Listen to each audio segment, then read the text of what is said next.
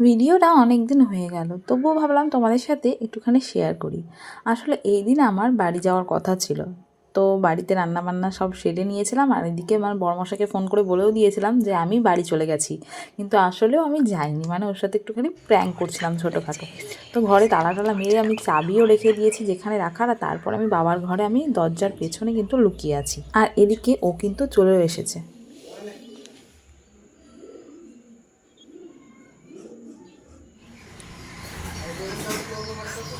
ফার্স্টে ঘরে ঢোকার পর ও কিন্তু বাইরে বাবার কাছে বসেছিল, আর আমার কথাই জিজ্ঞাসা করছিল যে আমি কখন গেছি, কী বৃত্তান্ত।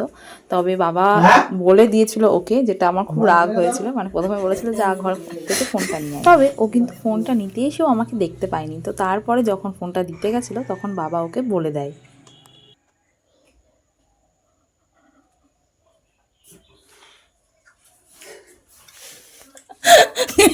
বাবা বলে দিয়েছে, আমি জানি। তুমি আসতো না, নাহলে তুমি আসতো না ঘরে, জানি না। হবে সব প্ল্যান ভেস্তে দিল। এই যে এই লোকটা না, এই লোকটা না আমার শ্বশুর, মহিষাসুর।